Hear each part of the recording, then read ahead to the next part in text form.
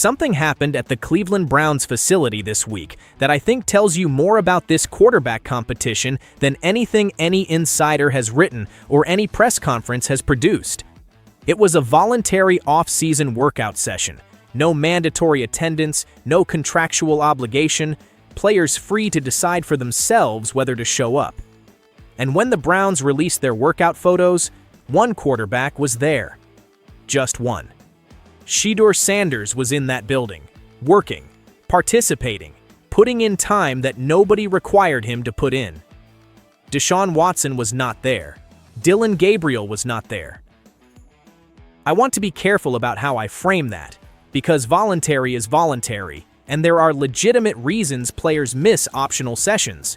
But I also want to be honest about what that contrast communicates, because in professional football, the choices players make when nobody is forcing them to do anything are often the most revealing choices they make all year. Let me start with the straightforward facts before I get into the analysis, because the facts themselves are significant enough that they don't need embellishment.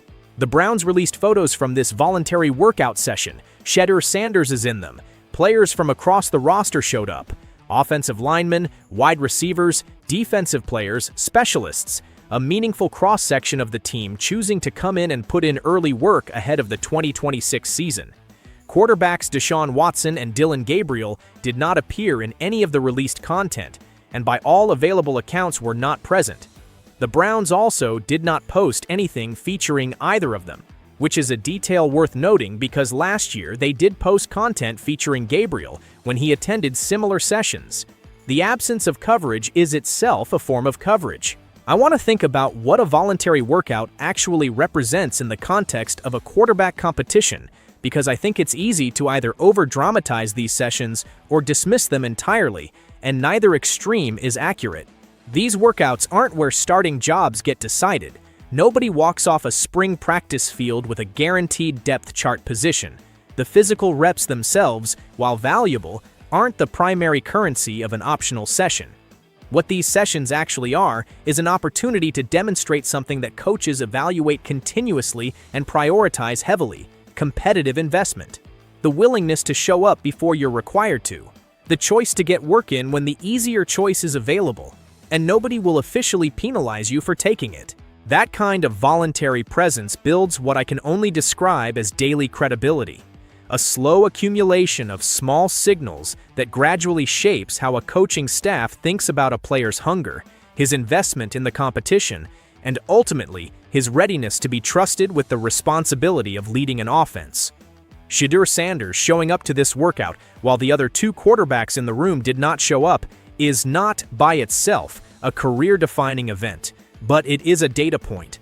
And it's a data point that lands on top of months of other data points pointing in the same direction. Every report about his off-season preparation, every observation from people with building access about how he's spending his time, every piece of evidence that this kid is treating this competition with maximum seriousness. The accumulation of those data points is what shapes organizational direction, not any single workout, the pattern. Let me think through Watson's absence honestly, because I think he deserves fair treatment even in a conversation that doesn't reflect well on his current positioning.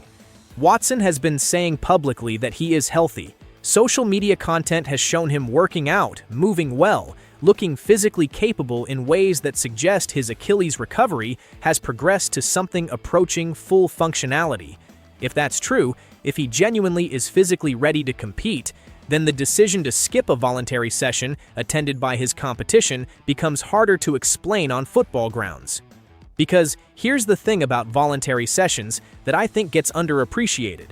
When you're fighting for a starting job that the entire league has been reporting is already leaning away from you, you don't have the luxury of treating any available opportunity to demonstrate competitive investment as optional in the meaningful sense. Technically optional, strategically essential. The version of Deshaun Watson that thrived in Houston, the one that won games, made Pro Bowls, and commanded the kind of market that convinced Cleveland to surrender 3 first-round picks and $230 million, that Watson understood how professional competition worked. That Watson wouldn't have needed anyone to explain why showing up matters when you're trying to prove something. What his absence from this session signals, whether intentionally or not, is something different from that competitive edge.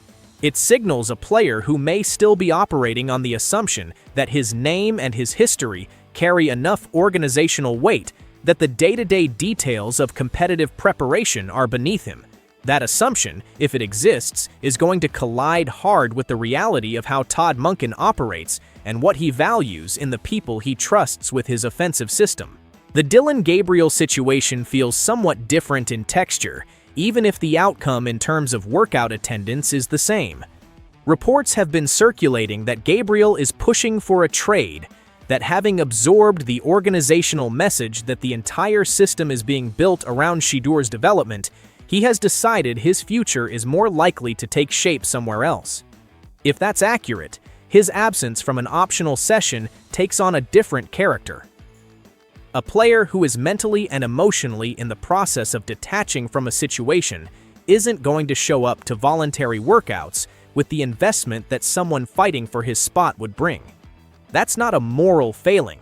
It's a natural human response to a situation where the signals have been clear enough that the outcome feels resolved before the competition has formally concluded. Whether a trade happens and on what timeline, that's genuinely uncertain and will depend on Cleveland's ability to find a partner willing to offer reasonable value. But Gabriel's absence from this workout, viewed through that lens, reads less like indifference to competition and more like someone who has already begun the process of moving on. What I keep coming back to, though, is the broader picture that this voluntary session created, not just through the players who were absent, but through the players who were present alongside Shedeur. Look at the cross-section of the roster that chose to come in. Offensive linemen including Zion Johnson and KT Leviston and Mason Graham, wide receivers including Gage and Isaiah Bond, tight ends including Blake Whiteheart and Harold Finner, linebacker Quincy Williams and defensive end Isaiah McGuire. Even specialists, the kicker and punter, were there. Jerry Jeudy, a veteran receiver with options and no particular obligation to be impressing anyone, showed up. That's a meaningful group. That's not a handful of fringe players trying to make rosters. That's a legitimate cross-section of a competitive NFL team choosing to spend time in the building. And the only quarterback in that building was Shedeur Sanders. I want you to think about what that means for the relationships being built in that room. The offensive linemen who are going to be responsible for his protection are getting to know him in an informal, voluntary setting before the pressure of training camp arrives. The receivers who are going to be running routes for him are building familiarity and trust with the quarterback who showed up for them. The defensive players who are going to see him in practice every day are forming their first impressions of who leads that offense. All of that is happening around Shedeur specifically, because he is the one who was there. The other quarterbacks weren't part of any of those interactions. That matters in ways that don't show up in any statistical evaluation, but that coaching staffs and veterans understand instinctively. There is a concept in professional sports that I think gets reduced to cliché too often, but that is genuinely real in its effects: winning the locker room before the season starts. It doesn't happen through press conferences or social media posts. It happens through exactly these kinds of small, consistent, voluntary demonstrations of investment, through being present when you don't have to be, through grinding when the grind is optional, through making the people around you feel that you take the shared enterprise seriously enough to show up for it. Shedeur Sanders has been doing this consistently. The voluntary workout is just the most recent and most visible data point in a pattern that has been developing since he arrived in Cleveland. Todd Monken's philosophy, based on everything that's been reported about how he operates his program, is built around exactly this kind of evaluation. He doesn't make decisions based on reputation or contract size or what a player used to be. He makes them based on what he observes every day in the building: who shows up, who prepares, who demonstrates that they understand what this level of competition requires and are willing to meet that requirement even when nobody is officially watching. The players who internalize that standard earn trust. The players who treat it as negotiable find that the trust they assumed was waiting for them fails to materialize. Watson has a $44.9 million cap hit this season and a career history that in another context would command enormous organizational deference. In Munkin's building, operating on Munkin's standard, none of that is a substitute for what you demonstrate every day. I want to be fair in how I land this conversation, because I think it's possible to draw accurate conclusions from this situation without going further than the evidence actually supports. What we know is that Shedeur showed up and his competitors didn't. What we know is that his presence in this building, voluntary and consistent and invested, is generating the kind of daily organizational credibility that shapes coaching staff decisions over time. What we know is that the Browns released workout content featuring Shedeur and not the other quarterbacks, and that this mirrors reporting from every credible source close to the situation about where the organizational direction is pointing. None of that is certainty about what Week 1 of the 2026 season looks like, but all of it is consistent with a picture that has been resolving in one direction for months. A quarterback competition in the NFL is not decided in the dramatic, sudden way that sports narratives like to suggest. It's decided through slow accumulation, through the daily reality of who the coaches trust, who the teammates respect, who the organization has built its preparation around, and who shows up when showing up is optional but revealing. Every day Shedeur has been in that building investing in this competition has added to a foundation that Watson and Gabriel have not been matching. Every optional session where he's the only quarterback present widens a gap that was already visible in the rep distribution and the coaching staff's reported commitment. By the time training camp arrives and the formal competition begins, the informal competition will have already produced a result that the formal process is largely going to confirm. The voluntary workout wasn't the story by itself. It was one more chapter in a story that has been telling itself consistently since Shedeur Sanders arrived in Cleveland and decided, against every low expectation attached to a fifth-round draft position, to approach this opportunity as though it was everything he'd worked his entire career for. Because for him, it is. And the people inside that building can see it.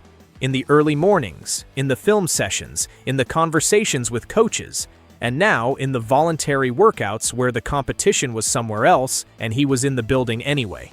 That's not a narrative. That's a pattern. And patterns, in professional football, are what decisions get made on.